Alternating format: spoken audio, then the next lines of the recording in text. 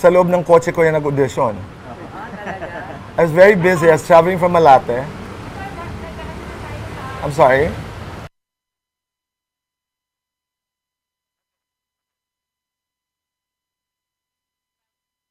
I came from Malate and then he was supposed to audition. I made him sing in my car. May audio na ba ito? We're being, okay. Ladies and gentlemen, we will be starting in a while. Just checking the audio. Mic 1, 2, 3. 1, 2, 3. Is that okay? Okay. Hi, Attorney Jay. Hello. Attorney Ted. Mic test. Hello. Mic, Good morning. Good evening. Attorney Briggs. Mic testing 1, 2, 3. Attorney Mark. Test mic. Parang wala. Parang wala po. sounds. Si Atty. Mark. Si Attorney Mark, wala sounds. Parang wala po. Baka na ko. Wow, okay. Hello. Mic test.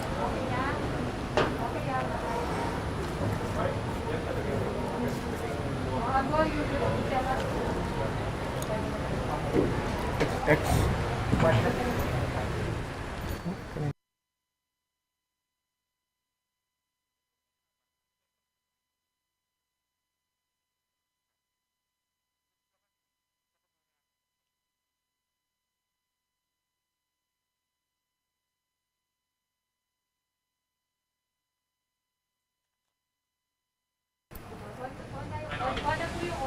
Okay. Thank you. Test.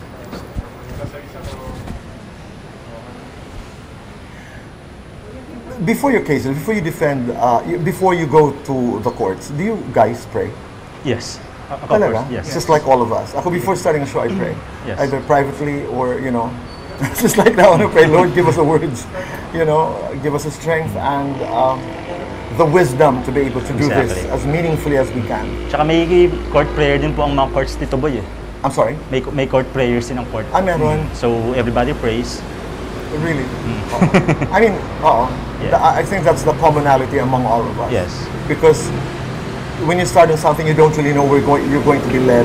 Yeah, So exactly. I like surrendering. Lord, we surrender this conversation. And sabi ko nga, give us the clarity that we need. You guys okay? All right? All right. Mic 1, 2, 3. Ready, everyone.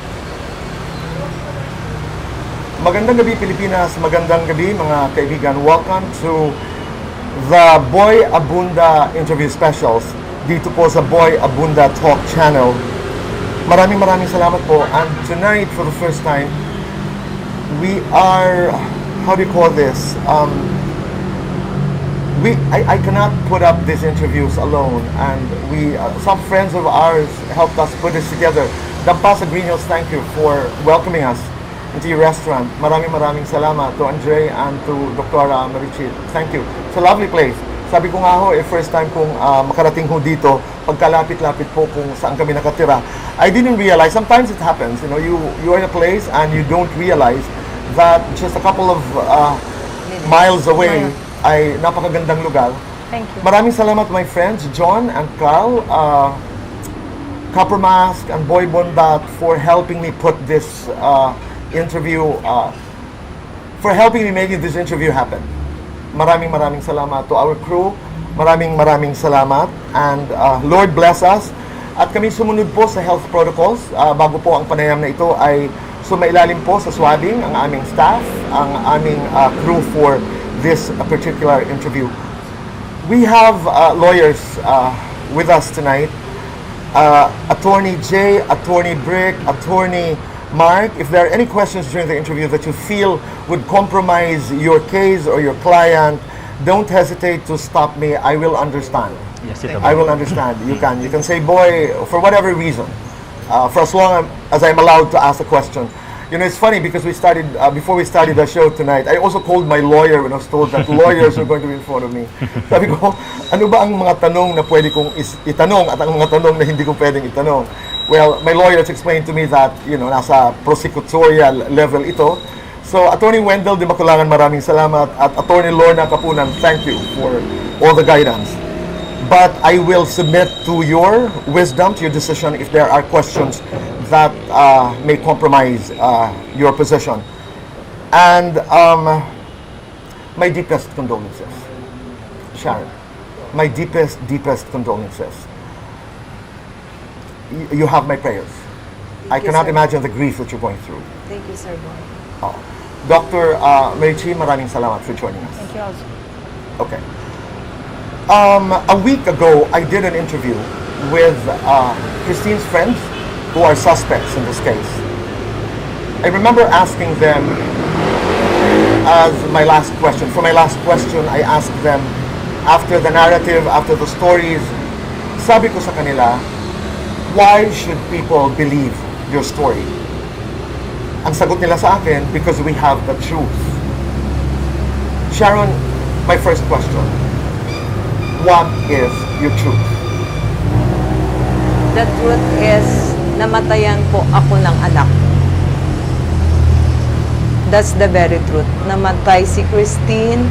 Bakit namatay si Christine?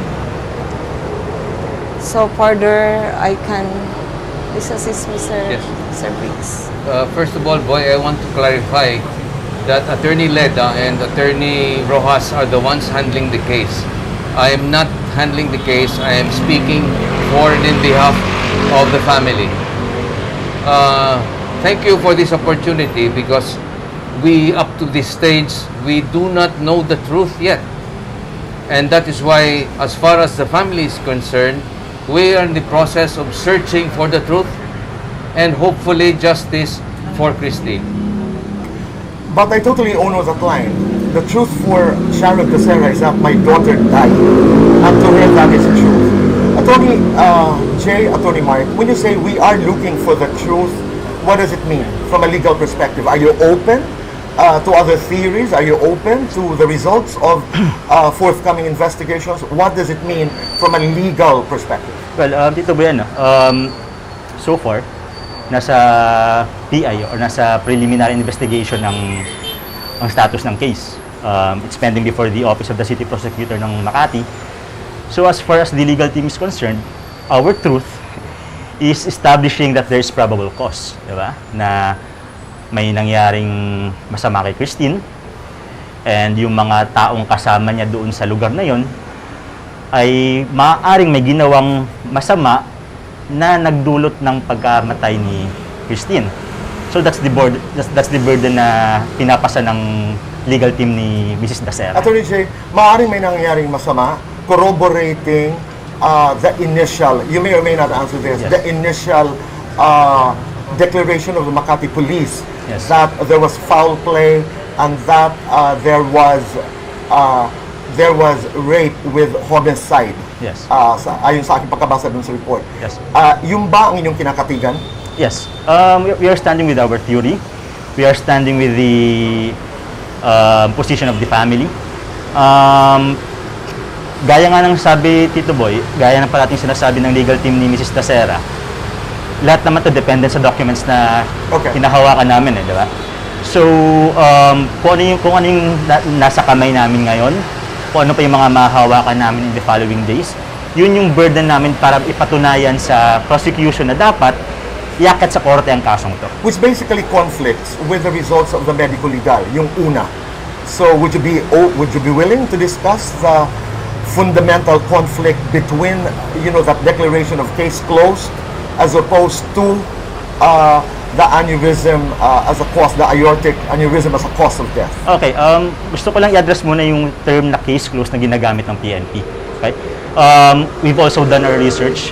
And there are terms na ginagamit ng PNP, yung mga law enforcement agencies natin na would not necessarily coincide or would go hand in hand sa mga terms na ginagamit ng mga abogado. So pag sinasabi nilang case closed, as far as we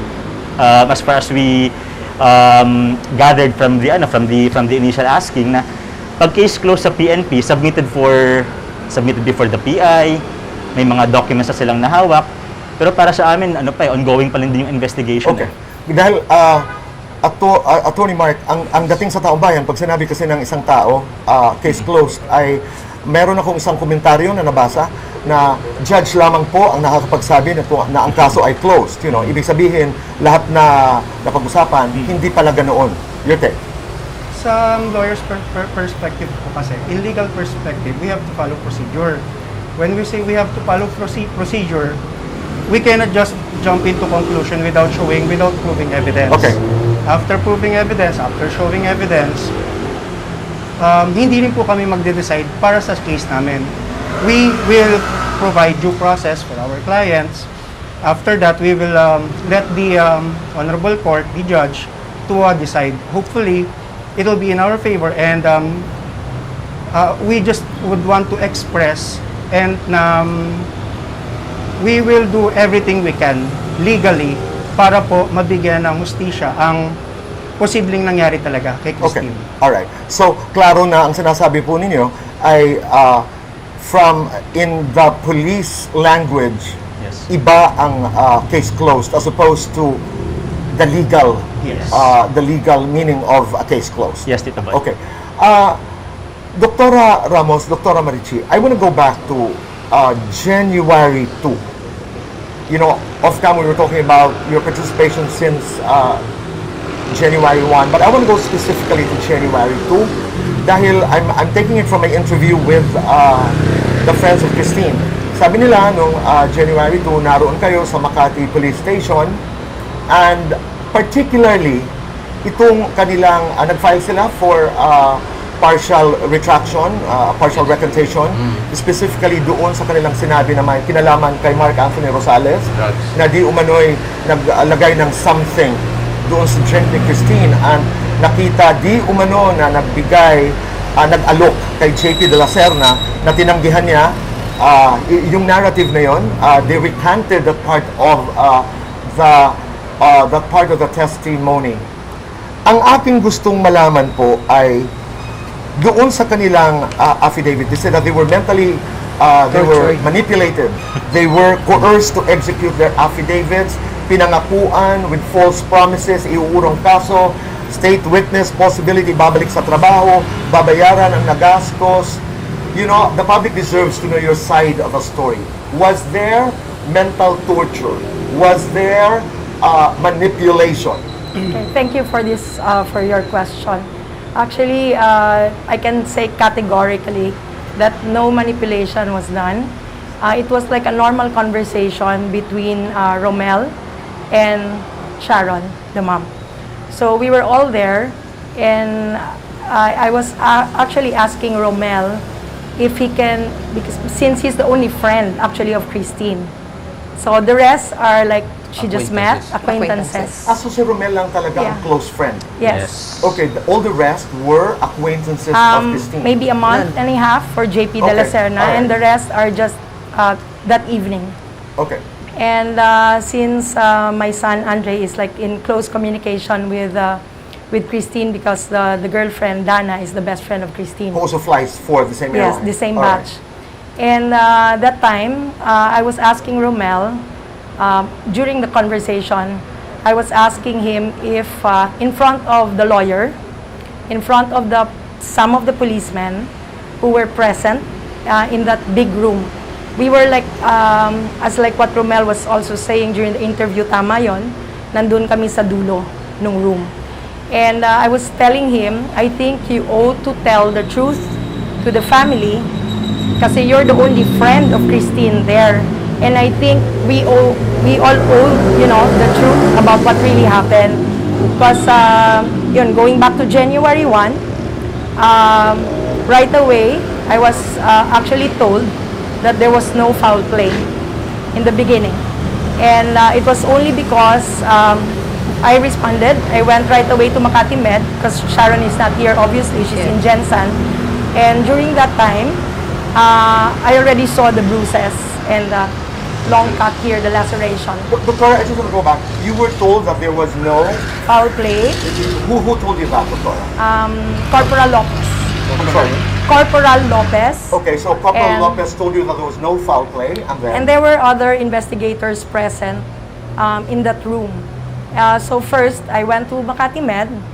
When I got to Makati Med, my son was already there and Dana. So when I got there, of course, right away, I had to go to the ER. I asked first, I confirmed with them if it was really Christine. So they told me yes. So I went inside, and there I asked for the attending physician. So when I asked for the attending physician, can I say his doctor? yes. Okay, Dr. Tino, and Dr. Sanchez. if I would be able to see Christine. And I also asked like who brought Christine and why was she not accompanied with anybody there inside the ER. So at that point, they told me to wait. The cousin, Kath Facelo, was already there, so I introduced myself because I just met her there. In order for her not to... Doctor, I'm sorry, this is January 1. Yes, Oh, January okay, 1. go ahead. Doctora. And during that time, when I got there, I already introduced myself to Kat, that I'm the mom of Andre. And then the doctor specifically said that we're not allowed to take photos. So, of course, when the nurse opened we waited for another 30 minutes, and there were like 5 to 6 nurses moving around the body of Christine. So we were not allowed to see her yet. So I was just seated there by the side of like the curtain. And then I saw a bruise at the back. So, but you know, it didn't dawn on me because I was just thinking that the body was just brought there around that time. So I was just waiting until after maybe around 30 minutes, we were allowed to see her.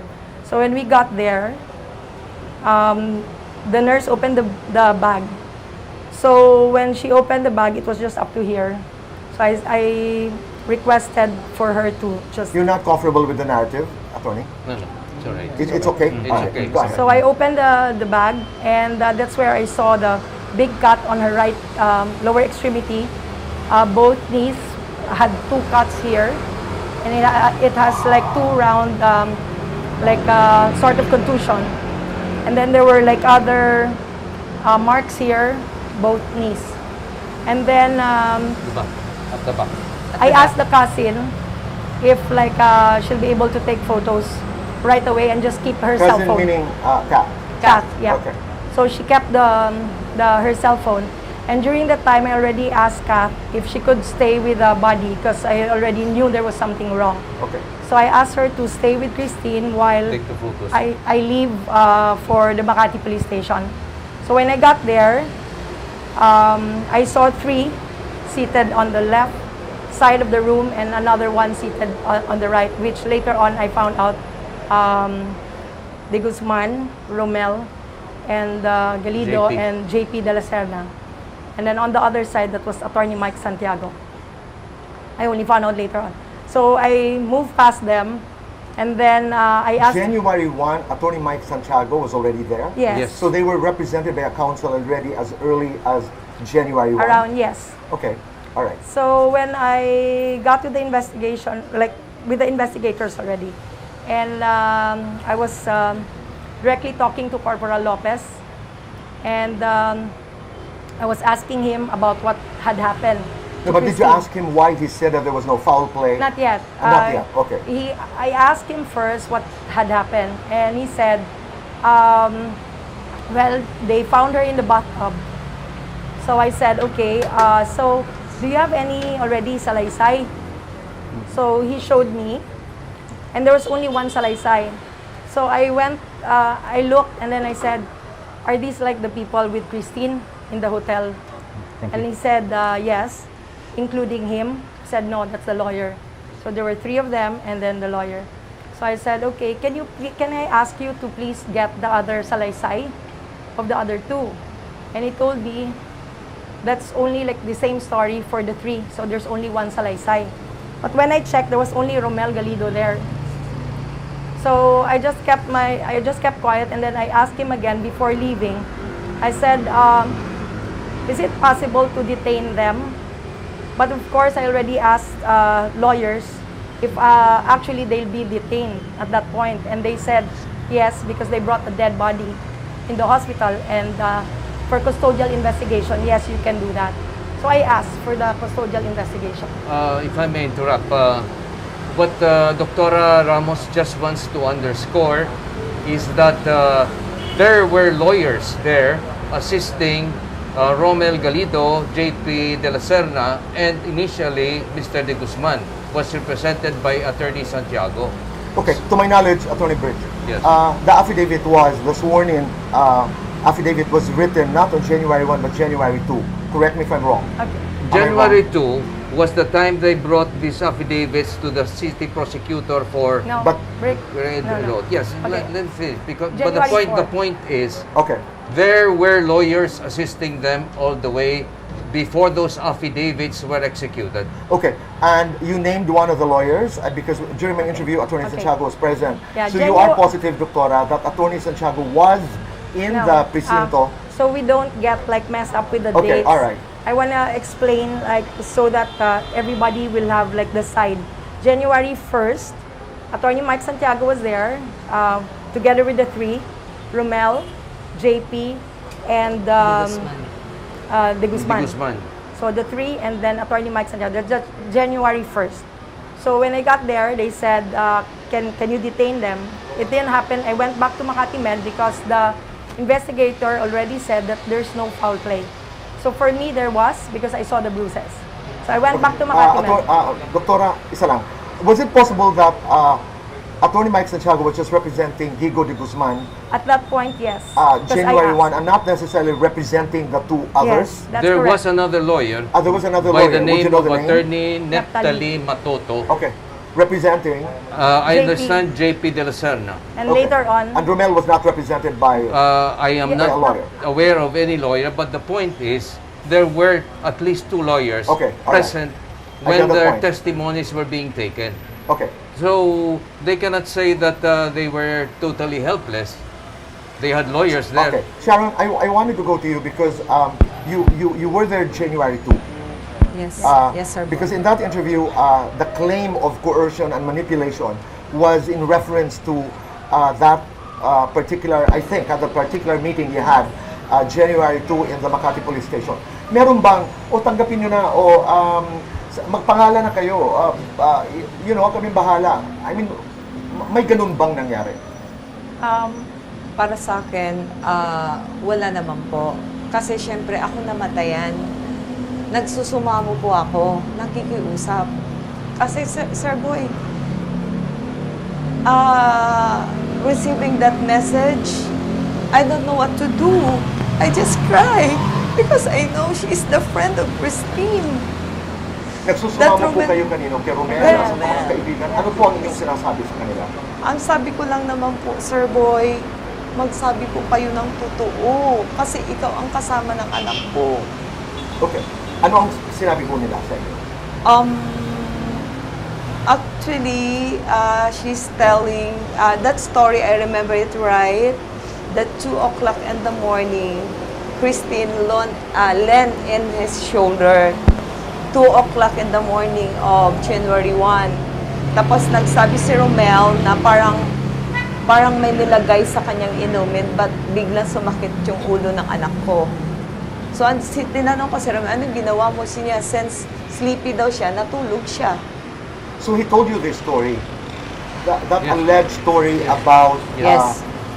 somebody Yes. putting something into Yes. the drink of Christine. Yes. Sa iyo mismo harap siya. Sa harapan mismo, Sinabi sinabi sa akin ni Romel, narinig ko yan nila, Doktora. he was holding the Yeah, both hands. he's crying, holding my hands. Okay. Kasi nagmamakaawa din po talaga ako, Sir Boy. Nasabihin nila ang totoo. Yes so Romel po. was holding It's your only hand. Romel I'm Okay. talking with. Alright. Not with that JP. Alright. Okay. Yes po. So sinabi niya, and then ang sabi mo ay, nung sinabi na may naglagay ng something, how did you react to that? Ang tanong ko sa kanya, anong ginawa mo? Natulog din daw siya kasi inantok siya. Okay. Sharon, in front of Romel, who was, as you say, the only friend of Christine, you were grieving, you were weeping, nagalit ka. That time po, Sir Boy, hindi ko alam. Pero mas siguro ang feeling ko yung tinatawag na, bakit? Bakit nangyari yun sa anak ko? Yun po ang And you nasa kept loob on ko. saying that. Yes. Anong nangyari sa anak ko? I'm begging, I'm asking help. Ano ba talaga nangyari sa anak ko? Hindi na makapagsalita anak ko, Sir Boy. Patay na eh. So, the only thing that maybe a relief at that moment siguro if they are telling na the story na ganito ang nangyari. Sana nakapagkwento sila ng ganun. Wala eh. Nobody told you that she died of natural causes as they are claiming now? Walang nakapagsabi, Mami, ganito po ang nangyari. Can I answer that one? January 2nd, wala pa po kaming alam. January 1st, all we know is that they said no foul play and there were bruises. Doktora, sandali lamang po. Yung January 2nd technically was yung tinatawag nilang custodial investigation? Yes. Is that time? Yes, Okay. yes. So January 2 was a custodial investigation. And then, And yun, humingi siya ng kung pwedeng sabihin what really happened during that time. And I think what led to the answer of Romel that he was saying about the 2:30 that somebody might have slipped something in Christine's drink was because I was asking him during this time between the time that you were saying na tulog daw siya from 2:30 to 10:30 and he was saying na nakita na lang sa bathtub and then gumanon yung kamay ni Christine at around 10 something and then 12 yun na, they found her dead in the bathtub. So, ang tanong was, wala ka bang na-feel, wala ba siyang nasabi sa'yo, how she was feeling, bago nangyari yan?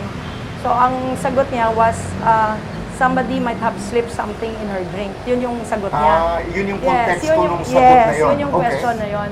So, after that time, yun yung usapan. And then when he started talking about that, I think with the presence of the lawyers, I asked him if you could put that in your salaysay.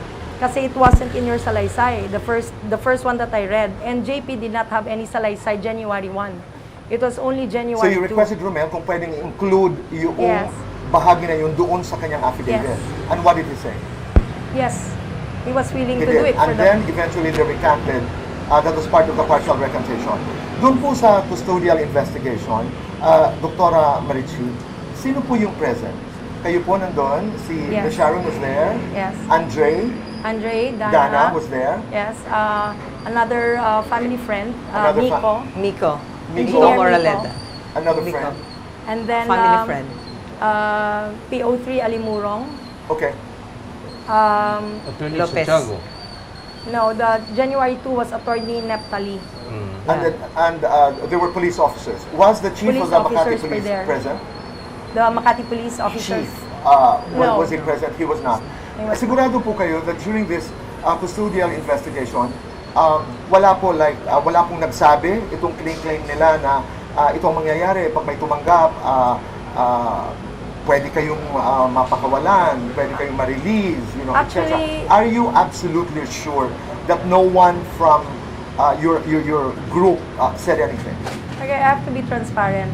Actually, during that time, this is like a conversation happening between like the mom Okay. and between Romel, both of them. It was a conversation saying that Sharon is really genuinely asking Romel to speak the truth at kung pwede, hindi siya masasali sa case. Because, syempre, we're layman. Hindi naman namin alam yung legalities nun.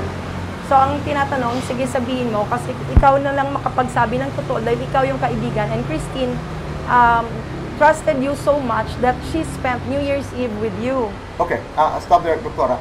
Have you met Romel prior to this, Ms. Sharon? Personally, Sir Boy, not yet. This was the first time you were meeting Romel? Yeah, in Okay. January 2. But Alright. nakikita ko siya palagi nakasama ng anak ko sa mga pictures. Mga pictures. So, Have you sabi- spoken to him? I mean, No. has he said hello to you in some of these No, conversations? it's Wala. Ito talaga yung only unang- Christine. But you are sure na among these boys, ang kaibigan ng inyong anak ay si Romel. Romel. And that was the reason why you were talking to him specifically. Yes. Mapapawalang sala ka or yeah. something kung Yes. magsasabi ka ng totoo. Totoo. Yeah, Is I that really right? insisted. But Yes, Sir we Boy. were told by, I was reminded by Attorney Neptali, the counsel of JP, and Attorney Brick. Okay. They reminded me na hindi pwedeng mawala siya, but can only be a state witness. Okay. May sinabi po kayo kanina na pinagkatiwalaan ka ng aming anak na si Christine.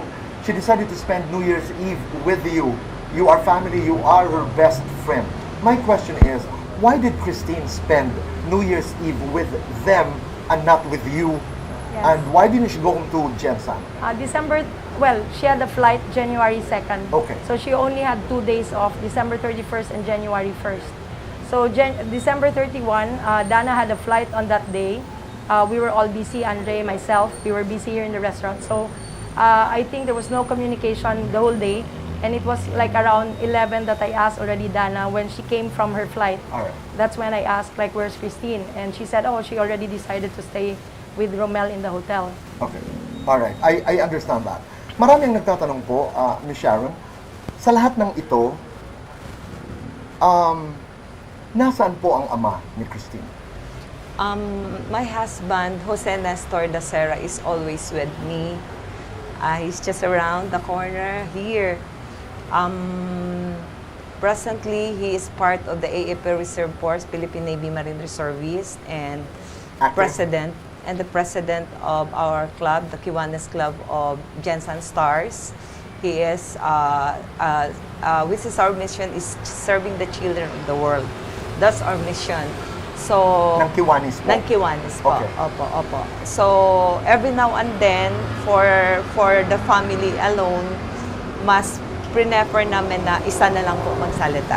So it is deliberate na hindi siya humaharap sa camera, Yes po, but sir. he is always present. Yes po. Dahil marami po ang nagtatanong kung nasaan. And he is a retiree from San Miguel Corporation. He used to work for San Miguel Corporation, Bird so Division. he's a reservist. Reservist of Philippine Navy Marines. Is this also the reason why in some of the photos that we saw on social media, ikay naka Yes po, sir. army gear?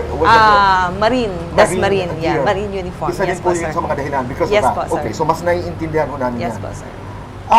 This is a very, very difficult question, Sharon, because you're going through grief. I know what it is. I lost my mother a year ago. You don't stop grieving. May mga katanungan na hanggat maaari ayoko talagang itanong. Pero dahil nasa gitna tayo ng our desire to know, to get to the bottom of the story and to know the truth, you have to forgive me.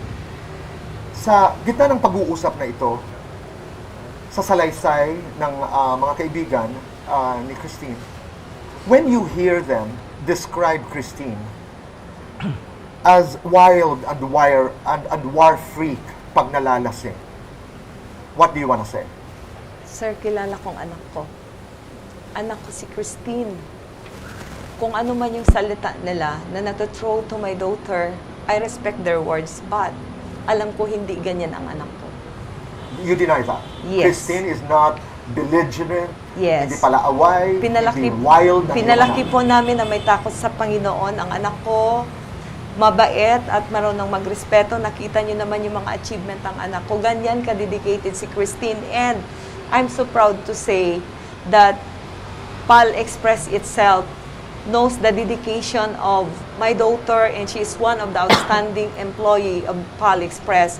As what Sir Leo told me, yung mga 15 years, 13 years, 10 years na retrench. But when they saw the record of Christine for 1 year and 9 months, 1 year and May 8 of 2019, months. yes, she joined PAL Yeah, Express. magto 2 years pa lang siya po ngayong May. Nanghihinayan sila na i-retrench si Christine because she's a performer. Makikita nyo naman po. Okay. Si Christine po ba uminom ng alak sa inyong harap in her 23 years dito sa mundo? Did she drink alcohol in front of you?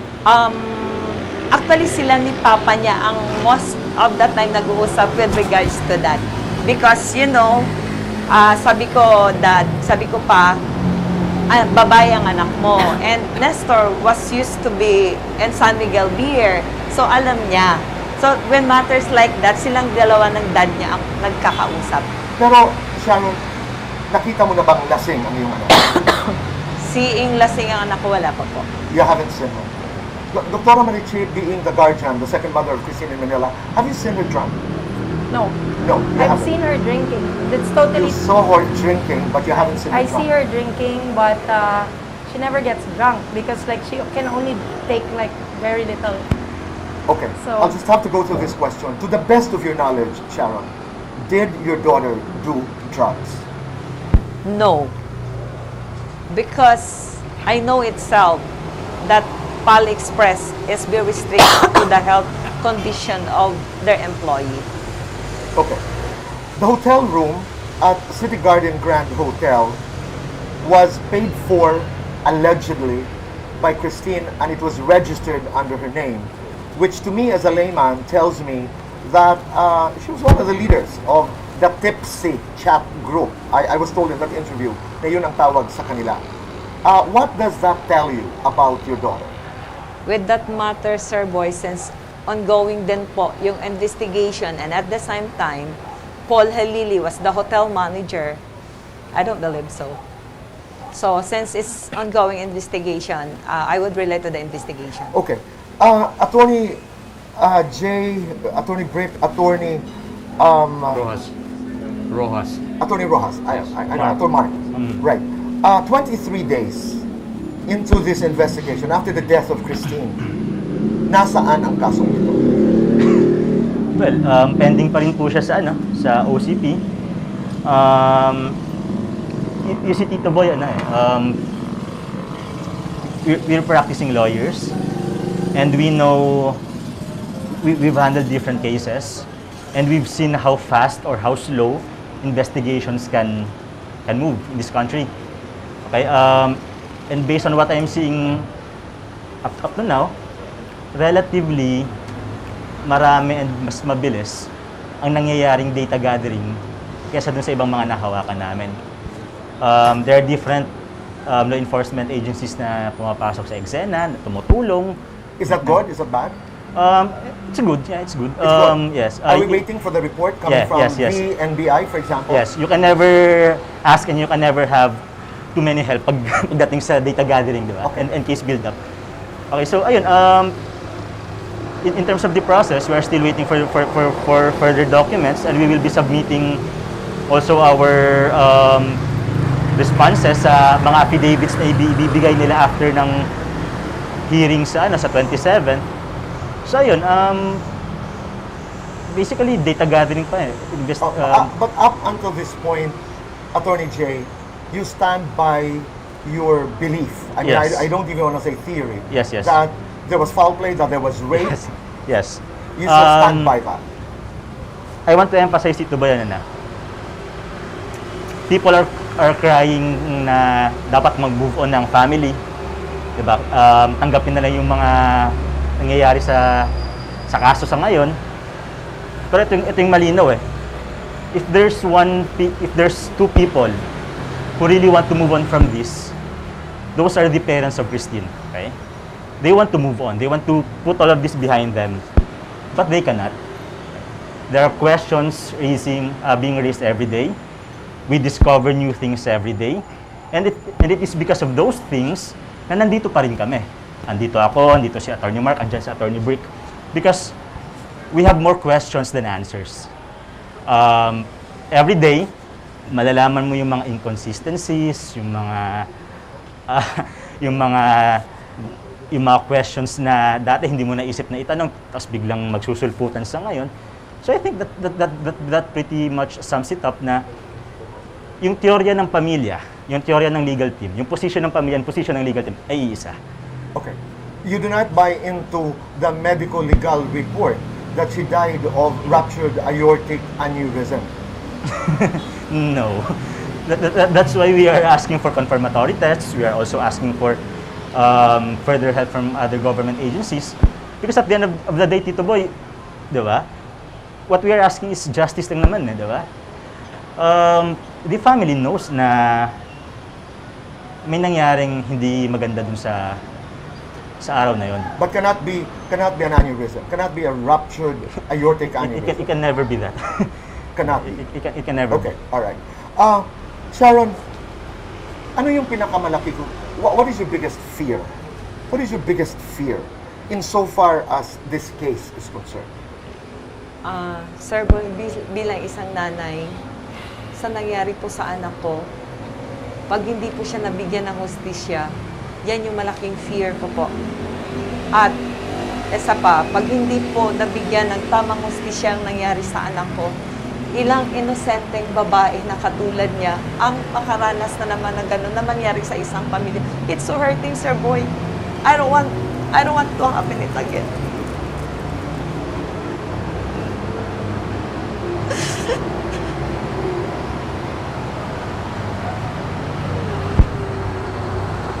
Sharon,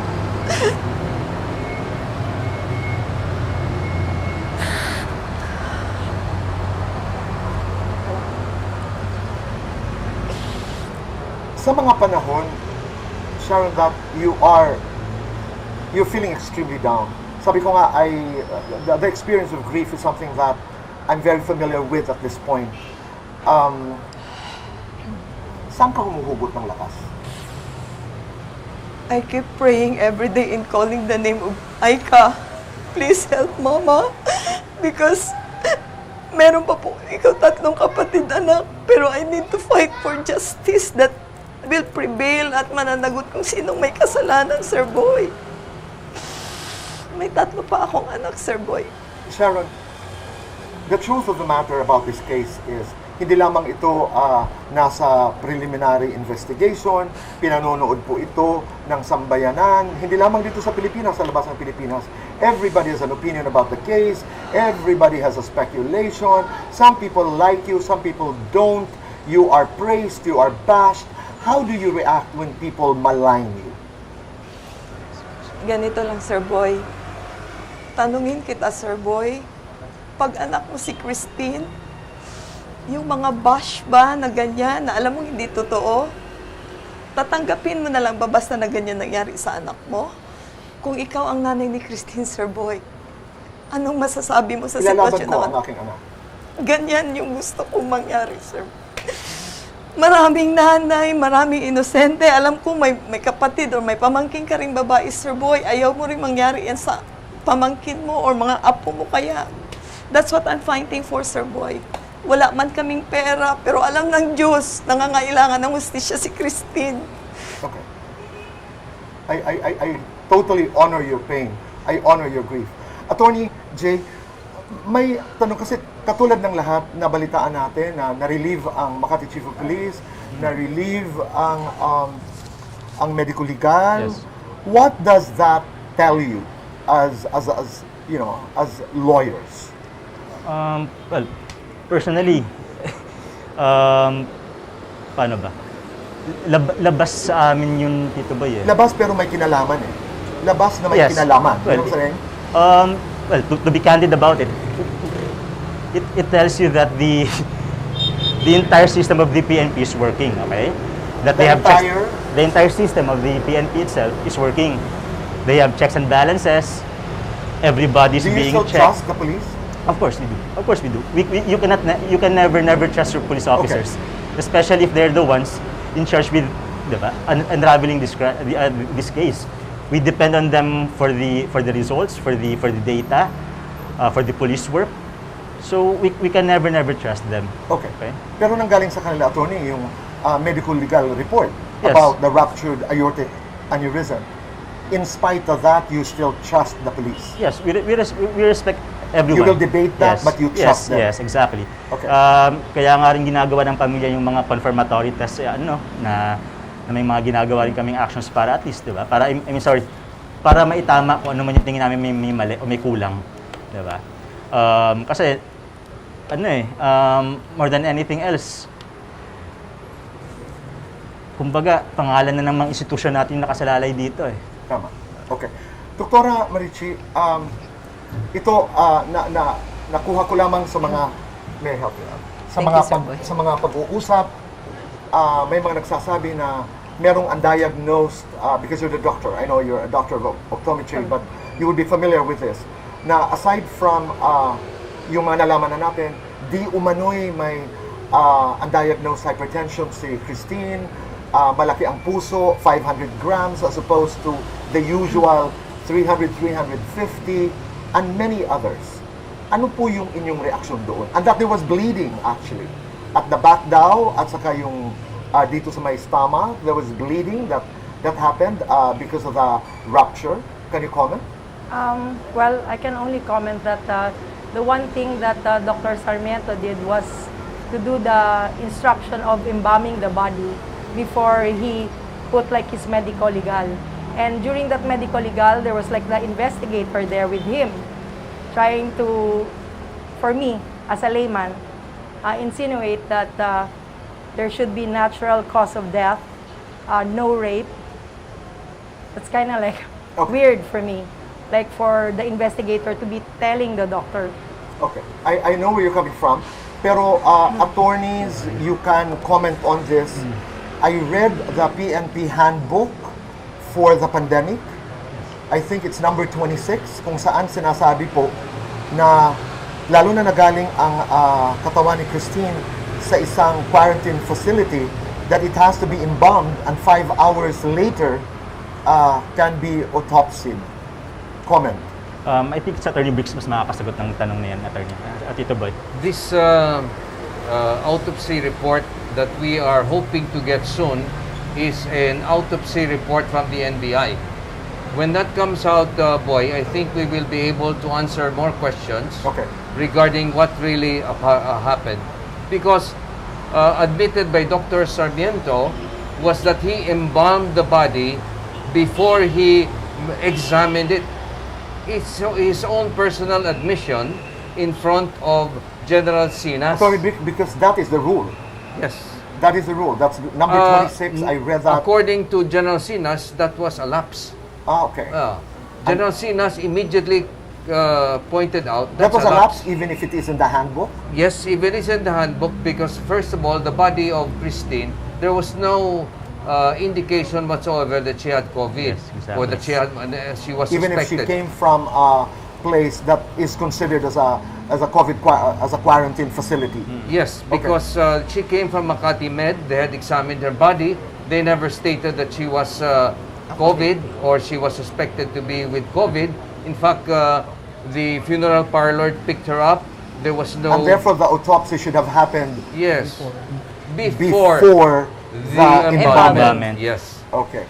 Kasi naandaanan ko lamang po yan doon sa handbook ng PNP na dito pala nanggaling yung chronology nung kanilang ginawa. That one you're also questioning. Yes. You're also questioning. Those are the questions that we face every day, Tito Boy. Those are the questions. Yes, those are the questions Okay, that we face and- every day. If there were lapses, if there were questions, if there were uncertainties, if there were inconsistencies, diba? How can that be Okay. how can there be no foul play? Okay. Attorney Brick, sabi mo kanina, ang inaantay nating report ay galing sa NBI. Yes. Is that tantamount to saying na kung ano ang ilabas ng NBI, yun ang paniniwalaan ng pamilya? As far as the family is concerned, yes. Okay.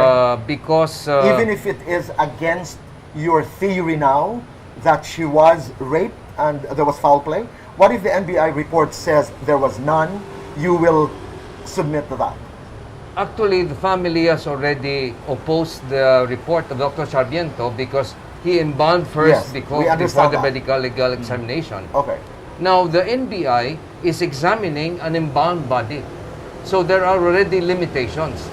But yet, they have reported of having recovered urine from the embalmed body, and hopefully, we will be able to determine the contents of this urine.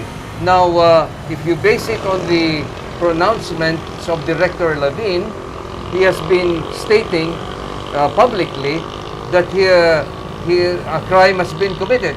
I read that. Yes. Now, as to what crime it is, that We depends don't know. now on the report. That's why I just wanted to point out that kung ano ang ilabas ng NBI, ang sinasabi natin, attorneys, am I right to say that, na aayon ang pamilya kung ano ang ilalabas sa report ng NBI? It will bear the restriction that the body that they examined is also embalmed. In Yes, other words, they but- had no opportunity to examine the body fresh before the embalmment. Yeah, You but see, that- the embalmment Okay. removes practically all the fluids. In fact, Dr. Sarmiento, when I asked him a question here in this restaurant, if he had recovered he was able to do a blood sample, his answer, and I quote, "I could not do a blood sample because there was no more fluid in the body." Okay. So, we have to take into consideration there are already limitations even in the NBI Pero may report. kailangang katigan eh. I mean, you have to latch Yes. on to something. Yes. What I'm trying to point out is, with the forthcoming results Yes. of the NBI investigation, ang sinasabi ko lamang ay ito yung kakatigan nyo more than anything. it will be the only thing that we will believe will justify and determine and explain why she has other injuries. Okay. Yes. Hindi ako doktor. Because pero, in the medical legal examination Yeah. of Dr. Sarmiento, there was no mention of the injuries. All right. Yes, So I saw that. we hope and pray that the NBI examination will expose the injuries that were overlooked by Dr. Sarmiento. Alam mo, I don't know, doctor, if this is even, if this makes sense, but I just wanted to ask, nasaan ang aorta ni Christine? Is that something that somebody kept? Ayorta. Yung, The ano daw, aorta is Kasi thoracic. yung somewhere in the halimbawa, heart. if we were to go through and Yes. study, if it was aneurysm, if there was rupture, because it cannot disappear, diba? I mean, is that in the custody of someone? Yeah. I mean, just occurred to me now. I believe that the NBI was able to examine that Okay. portion. All right. So we should Okay. have something. That we should have some examination and some reports from the NBI on the aorta. Okay. The next meeting, I think, is sometime end of the month, in January 27. 27, and 27. hopefully we would have the report from the NBI. Yes. Yes. Sharon, meron na naman akong napakahirap itanong. I have this difficulty asking you these questions. But I only have to ask them because they're not legal, they're very emotional, but kailangan marinig eh. You know, there is this accusation, there is this aspersion that you're sticking to your story because you're running after your insurance benefits of your daughter. Can I give the floor to Attorney Briggs? Let me explain Attorney that. Brick. This insurance policy they're referring to has not been applied for by the Daceras for the simple reason that they dispute the certificate of death of Dr. Sarmiento. In order to be able to apply for benefits, you have to submit a certificate of death to the insurance company. We did not have that certificate of death approved by the Civil Registry of Makati because we dispute the findings. Okay. Otherwise, we would have impliedly accepted the findings. So there's no application for benefits. She has not received a single centavo of benefits from this alleged insurance policy. And it's Okay. not, My take is that is a right that belongs to the mother. and para sa akin, Sir Boy, hindi naman insurance may nag-uusapan natin dito eh. Yung hustisya para sa anak ko. Yung hustisya para sa anak ko. Pwede siguro ako si Sir Boy mangutang ng 2 million. Mabuhay pa kaya nila si Christine? Yun yung tanong ko. Okay. Alam mo, Sharon, Dr. Marichi, and I'd like to share with you just very briefly a story. Because the other night, alala ko lang po ngayon habang tinitingnan po kita, there was this movie done by the wife of Warren Beatty, Annette Bening. It was called 20th Century Woman. She played a mother to a child na medyo problematic. In that interview, I think it was done by the Hollywood Reporter, yung interview na yun with Annette Bening, she started to talk about relationships between mothers, parents, and their children. And she talked about the intensity, the intense love between mother, father, and daughter. She spoke about the purity of that love, yung napaka-pure na pagmamahal. And then, sabi niya, amidst this, parents can be blind because of love. And children can be blind because of their intense love for their parents. Kasi naalala ko lang yung I know my daughter. Sabi rin niya, she realized that we only know our children, we only know our parents insofar as how much they reveal themselves to us. Ang tanong ko lang is, sa yung estimation, Sharon, how much did Christine reveal of who she was to you? 100%. Sa walang halong pag-aalinlangan, Sir Boy, you know why Christine became a flight attendant? Yeah, Mama, kasi nung she's qualified, she's a cum laude of UP. So she can work there in our place, Sir Boy. But you know, siya, Mama, bakit gusto ko maging flight attendant? Gusto ko talaga kayo, Mama, i-tour around the world. Yun yung pagmamahal na hanggang sa pangarap niya, kasama po kami, Sir Boy. biglang nawala dahil sa ginawa nila kay Christine. Para sa akin, masakit, Sir Boy. Dahil kilala ko yung anak ko. And even she can talk for almost 3 hours for the video call sa mga kapatid, sa amin. She spent almost every week. She didn't keep secrets.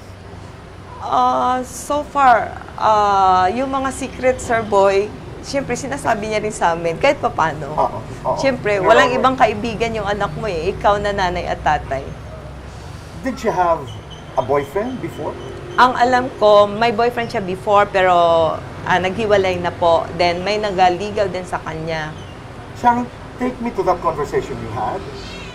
January 1 at about 12:30 in the morning, nung nag-video call kayo. Yes, 12:35, Sir Boy. 12:35 AM. yes. Yes, What did you po. talk about? What was that? Ano eksakto ang sinabi niya? Paanong kumustahan? Actually, that time, kasi earlier than that, Sir Boy, nagtawag siya. Sabi ko na, mamaya, tawag ka rin before, after January 1 na itself. So, yun yung 12:35. Para naman first day of the year, right?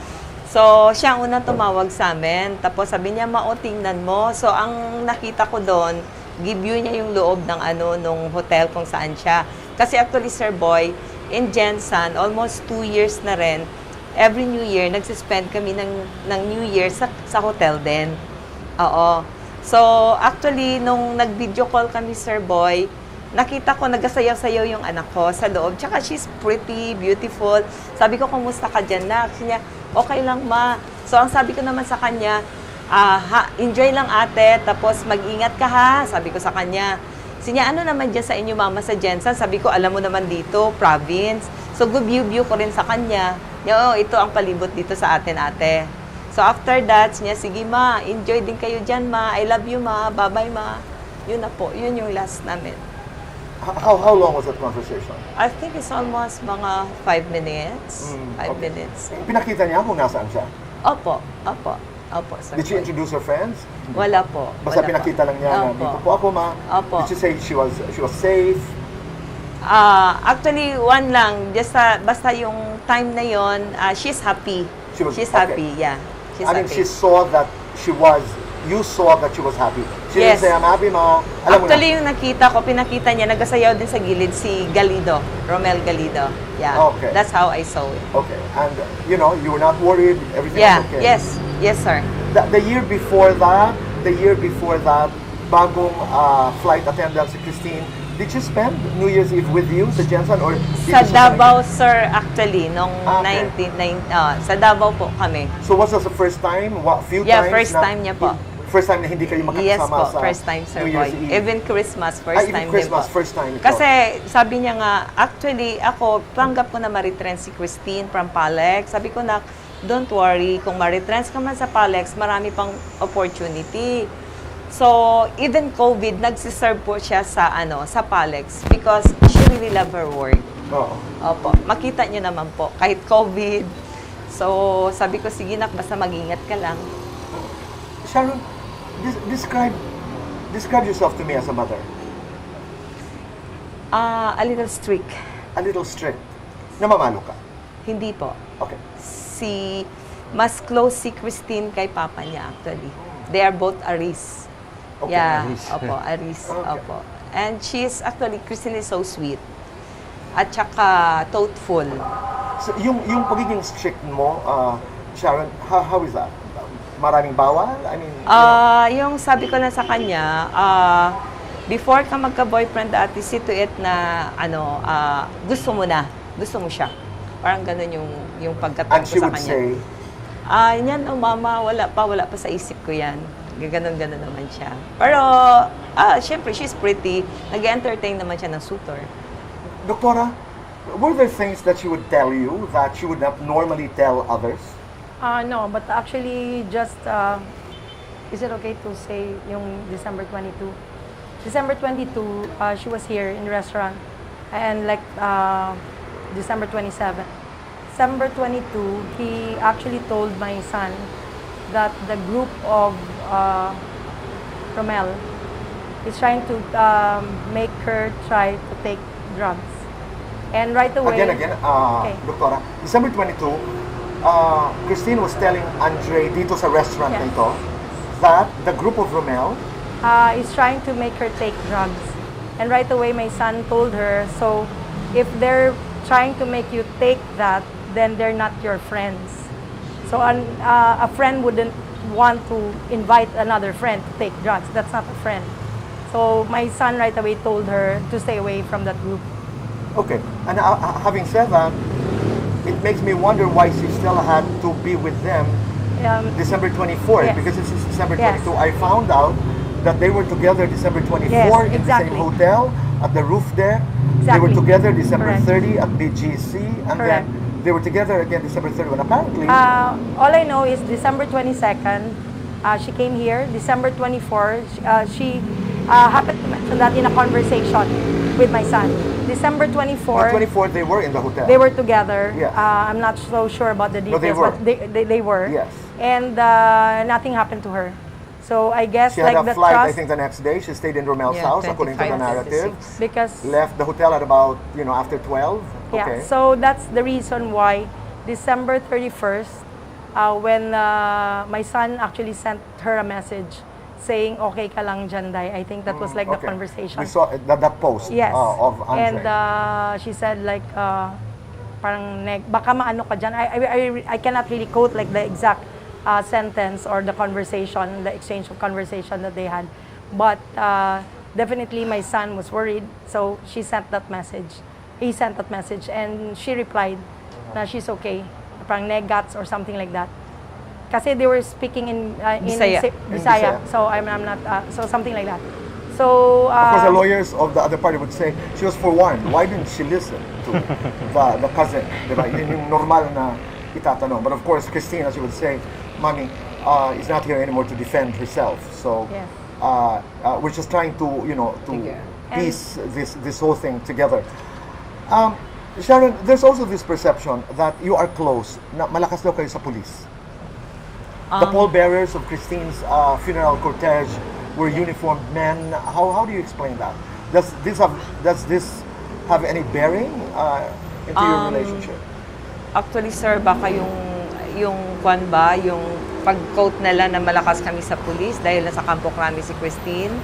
Sir, gusto ko Yeah, there was that final viewing. Tama. gusto ko i-clarify yan, Sir Boy, because we really, since hindi po kami taga dito, the situation, our safety first. So, para naman mapagbigyan ko po yung Palex, I did ask the help kung For the pwede last ma-view doon sa Campo Crame for the last time before namin dalhin sa Jensen yung anak ko. Para naman safety din yung pumasok ang mga kasama niya. With the help of General Eliasar and General Bisnar, and eventually they gave food for us, and I'm thankful for them. At naintindihan po nila yung sitwasyon ko.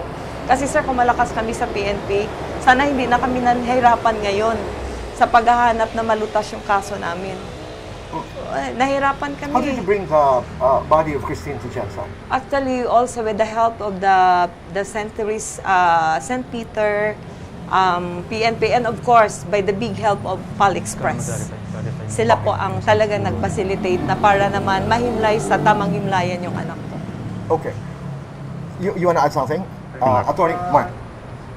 Sir Boy, yung sa bural sa inside, sa loob ng krame, Okay. it's because Mr. and Mrs. Dacera are reservist. That's why nag-request po sila kung pwede doon. And yun nga po, hindi po kasi sila taga dito. Wala po silang bahay na pwedeng pagburulan. Fortunate enough naman po, pinaunlakan What po about sila. Dr. Marichi? You didn't come into the picture? Like kung kaibigan lang ang No, hinahanap? actually, nung evening, we were at the body of Christine. We were supposed to leave like around 8, I think, in the morning, Papunta na. Jensen. okay. And that was like the last night. The body came from St. Peter's. I think that was like the Alright. last stop. So, kailangan pang ayusin and everything. I get it. Yeah. Go ahead, Attorney Mark. So yun po. Kaya para sa amin po, masyadong misleading or inaatake po yung reputasyon ng mag-asawa.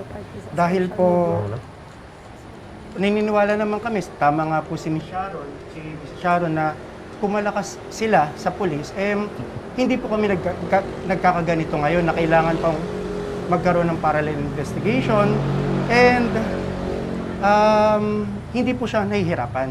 Kaya para sa amin po maling-mali. Okay, I yung understand. sinasabi. Okay. Sharon, take me back, konti na lamang ito, take me back to the very first time. It was, I think, JP, according to the narrative, na nakatawag sa'yo at nagsabing wala na si Christine. Yeah, Am I right? it's JP. Take me back to that moment when you got that phone call from JP who told you that Christine had passed on. How was that experience? I mean, how was that? What did you say? How did you feel? What do you remember?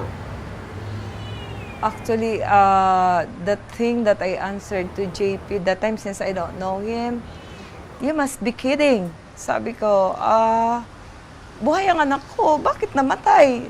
So, in short, hindi ko matanggap.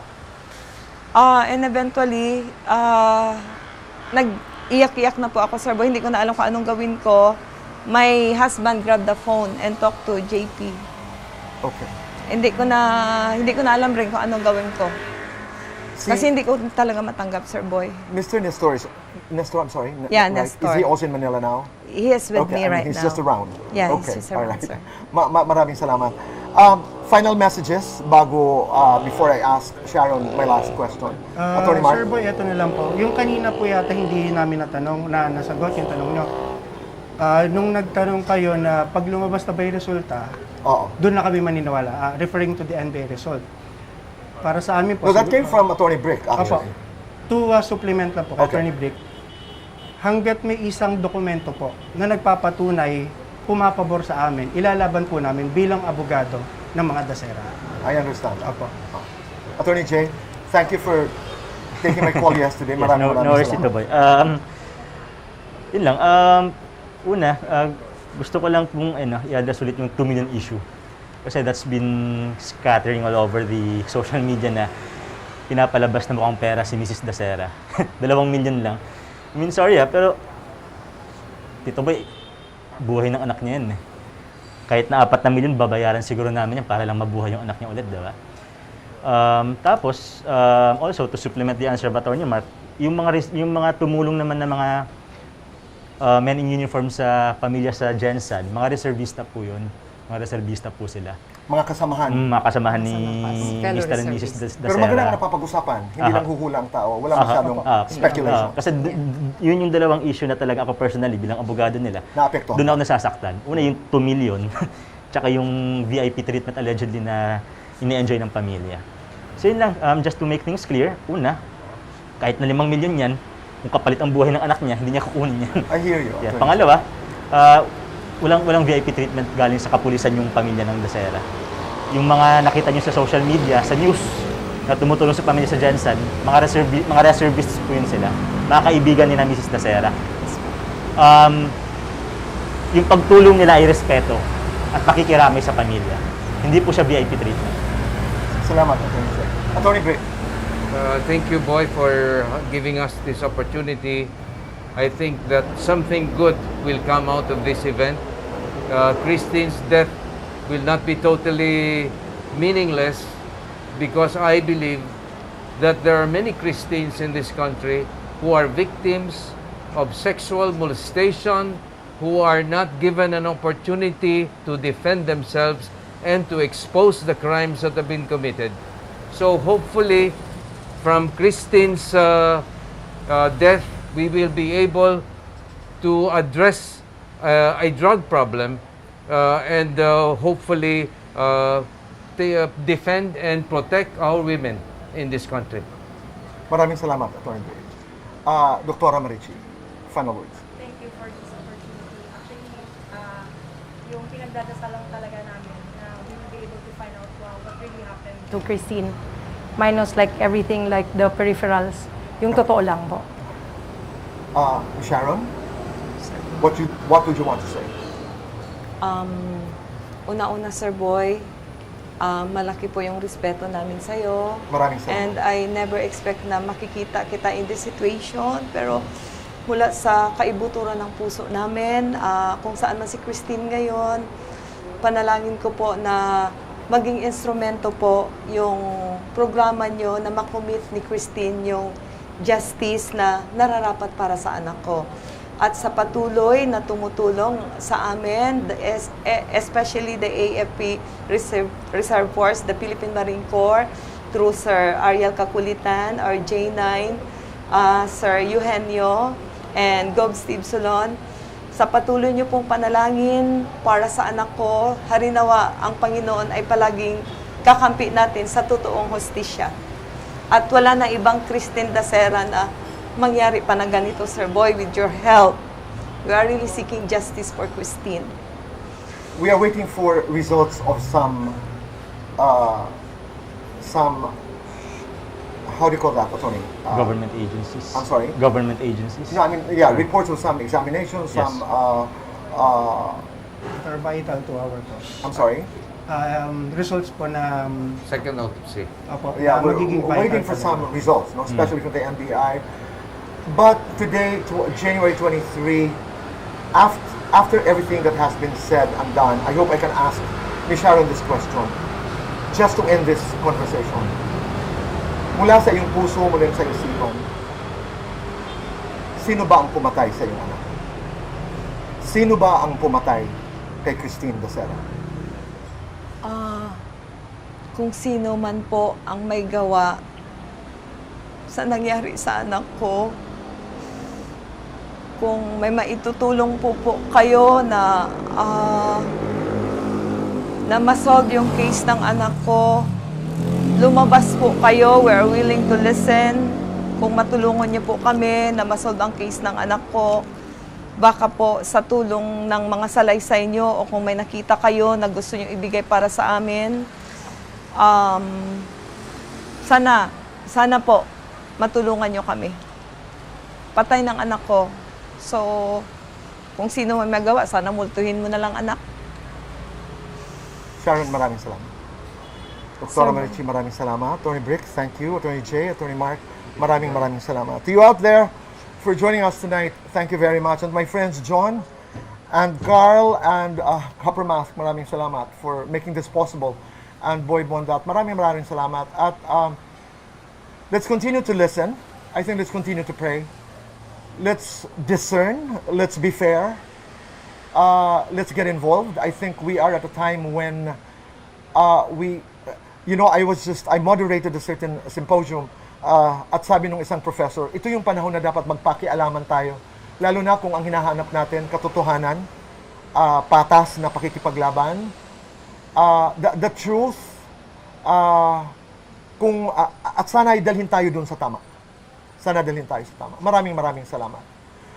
Once again, thank you to all of you out there. Stay blessed, be kind, make your nanay proud. Goodbye for now.